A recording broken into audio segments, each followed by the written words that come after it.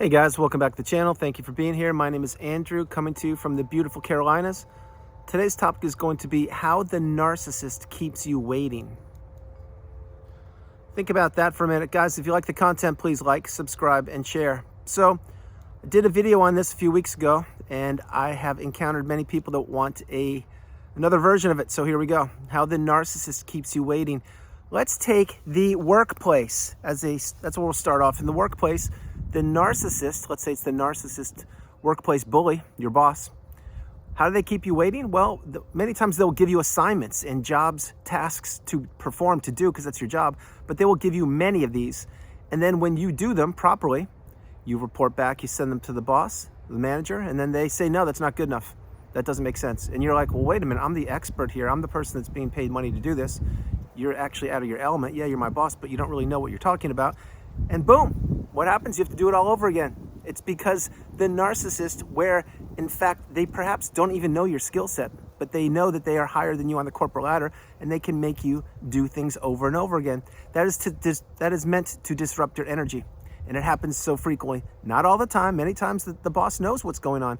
There are times the boss doesn't, but they keep you waiting, because when you turn that project in, what's going to happen? Is it going to be approved or not? I'm not sure.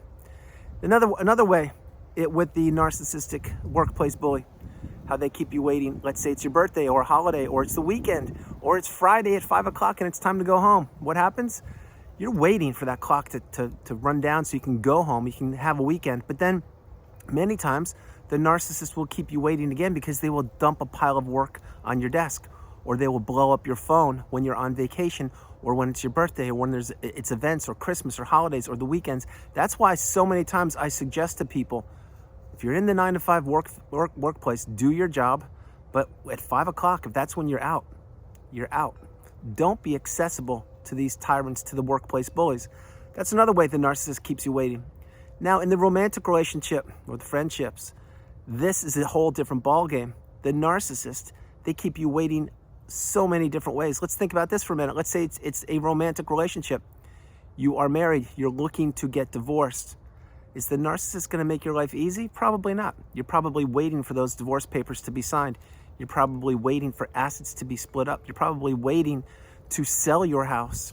You're probably waiting to move or to relocate. Or you're probably waiting for the narcissist to move or relocate as far away from you as possible. Keep in mind, the narcissist knows that they want to keep you waiting. They want to drag things out as long as possible, as long as you are a viable source of supply. That is the end game for the narcissist, to extract as much of your supply, which is your attention, your time, your energy, your money, your love, your empathy, everything that you possess. They want it for themselves.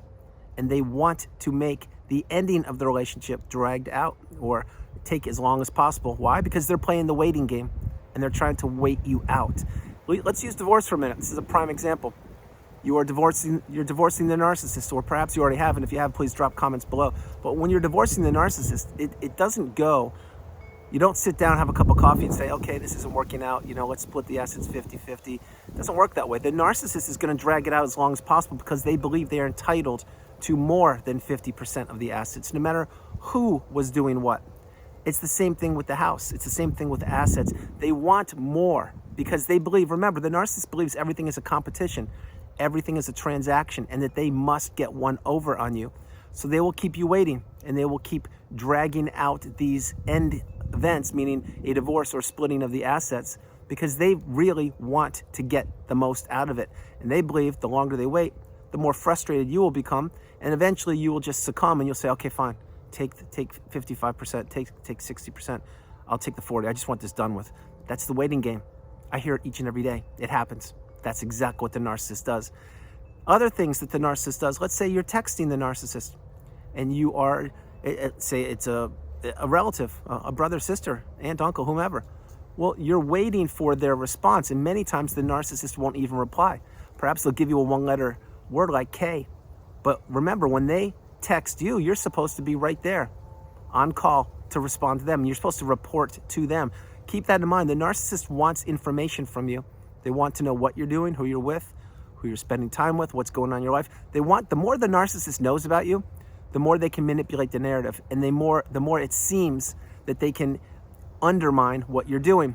That is why, again, I suggest so frequently on the channel, once you've identified somebody in your life as a narcissist, the path eventually is go no contact, block them, remove all people associated with them, including flying monkeys, and get them out of your life if you can. Now, I understand there are many times you can't do that. If that's the case, utilize gray rock, which means you just become boring like a gray rock, like literally a rock you would pick up on the side of the freeway. There's a rock, pick it up, look at it. Does it do anything? No, it's just a rock. Try the gray rock technique if you can't block the narcissist or if you can't go no contact. Just become boring. And believe me, they will get frustrated. They won't get their supply and they won't keep you waiting. In other words, my hope is they will move on to another individual to try and get supply from. But getting back on track, how the narcissist keeps you waiting, another one. You go out to dinner and you are picking the restaurant. Now you've identified this person is a narcissist now, or they're a toxic individual. And what are you waiting for here? You're waiting to see if you're going to have a fun evening. Because why? Because you picked out the restaurant. Keep in mind, if the narcissist picks out the restaurant, you're expected to go with it.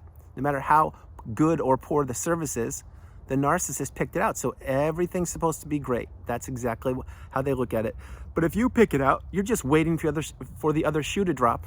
You're waiting for a rage fit, or for them to be on their cell phones while they're at the dinner table with you, or for them to be paying more attention to the wait staff than you, or for them to be telling you how not good the food is, or we're never coming back here again, etc., etc. You see, when you're in a narcissistic relationship, you are always walking on eggshells. You are not yourself. You are an extension of the narcissist, and you're trapped in that narcissistic fog, which is the devaluation stage after the love bomb / euphoric stage. When you're in the narcissistic fog, you don't know what is up, what is down, what is left or right, what is anything anymore, because you are a puppet and a pawn to the narcissist. This is where they want you. They want you waiting in that narcissistic fog for them to throw you a breadcrumb of hope, for them to throw you a breadcrumb of the love bomb stage, for them to throw you a breadcrumb of future faking. They want you there. They want you trapped. They want you stuck in that quicksand-like relationship that slowly you are sinking, and slowly the narcissist is improving because they are extracting your resources from you. You just didn't know it at the time. You knew that things weren't going well, or you know things aren't going well, but you couldn't quite put your finger on it. And for this version of the waiting, how the narcissist keeps you waiting, you were waiting to figure it out. You were waiting to get the first light bulb moment that, oh my gosh, this person I'm with is a narcissist, and they really don't care about me. They just want to extract everything from me. That's right. That's a light bulb moment. And most likely, you found your first light bulb moment on channels like mine or many others. And again, thank you very much for being here, because most likely you were on YouTube, or you typed in Google, whatever you typed in, to figure out that this individual who you're thinking about is a not good individual. And it's not just you. When you found the community, you found out, oh my goodness, there are so many hundreds of thousands, millions of people waiting to have their voice be heard. Yeah, that's true. There are actually billions of us, if you want the truth. The thing is that each and every day, more and more people become awakened and aware, and they don't have to do what? That's right. They don't have to continue waiting for the narcissist. They can now put that narcissistic relationship in the past, begin to move forward, begin to understand the relationship for what it was worth, for what it was, and that it wasn't what you thought it was. It was built on manipulation. It was built on quicksand. It was built on a house of cards. Why? Because the narcissist is not an authentic individual. They're not genuine. They don't care about people, anyone other than themselves. But getting back on track again, how the narcissist keeps you waiting, how they do this, so many ways. The text we mentioned, how about this one? You're supposed to pick them up from work. Let's say it's 5 o'clock. Again, on a Friday, you're supposed to go pick them up, and you are on time. Is the narcissist going to be ready at 5? No, absolutely not. Why? Because you're on time. They're going to make sure that you wait, because remember, everything is about you waiting for them. So they will probably roll out 5:15, 5:20, whenever, and they will say, oh, I forgot that you were picking me up, or I was so busy, I totally forgot. Whatever, things like that. But you're not going to get an apology. You're not going to get an I'm sorry. You're going to get nothing. You're expected to be there. The next example, which I mentioned before, is if you're early. Say you're supposed to pick them up at 5 and you're there at 4:45 because you don't want to be late, because if you're late, you're going to hear it. So you go at 4:45, and what happens? Is the narcissist going to be out at 5? No. Why? Why would they do that? They have to make you wait again. So now you're early, you're waiting 15 minutes, and now let's say the narcissist comes out at 5:15. There's a half an hour out of your life gone. because you're waiting. Now, heaven forbid, you have to pick them up at 5, and what? You're late. Well, guess what? The narcissist is going to be on time then, and they're going to tell you in so many different ways why you kept them waiting. That's unacceptable. The narcissist can't have that. Remember, when you're in a narcissistic relationship, you are an extension of them. You are expected to wait for them. And when they say jump, your job is to say how high. When they say we're going, your job is to say ready. Now, let's say you're at a barbecue and it's time to leave and you want to go home. Hey, let's go home. Let's call it a night. No, they're going to want to leave when they want to leave, and they will let you know when they are ready, and then you are expected to go when they go. The narcissist, remember, keep in mind, there are so many things about narcissism. There are layers upon layers, but it all revolves around the narcissist. That is the one person that you are expected to drop everything on the planet for. You're expected to be there at their beck and call. You're expected to change a flat tire when they get a flat tire an hour away, when in fact they got a flat tire at a gas station and the gas station attendant could change the flat tire for them, but they call you because why? Because they want to disrupt your day and have you drive an hour out to change a flat tire when in fact it doesn't make any sense. But then again, what makes sense in a narcissistic relationship? Not that much. Think about this. How the narcissist keeps you waiting, there are so many different ways. They're insidious, they're slow, they're methodical, they're planned, and the narcissist does know what they're doing. Don't think for a minute they don't know what they're doing, and I can prove it to you right now before I close the video. The reason the narcissist knows what they're doing is, remember, they are Dr. Jekyll and Mr. Hyde. They wear a mask to the general public where everything is all puppies and unicorns and rainbows, and then behind closed doors, usually, or most times, that's when the abuse happens, where nobody can see it. Because you see, the narcissist is a coward and a bully, and they don't want anyone to know it. But you, who were close to them, let's say it's the workplace bully, let's say it's a brother, sister, let's say it's a lover, say it's a sibling, mom, dad, whomever. These are the people that experience most of the toxicity because they are on the inner circle of the narcissist. That's why the path is to remove yourself if you can. So guys, that's the video. I hope you liked it. I loved doing it. From the beautiful Carolinas, this is Andrew. Namaste. Have a great afternoon, evening, or morning. No matter where you are on the planet, remember, you are not alone.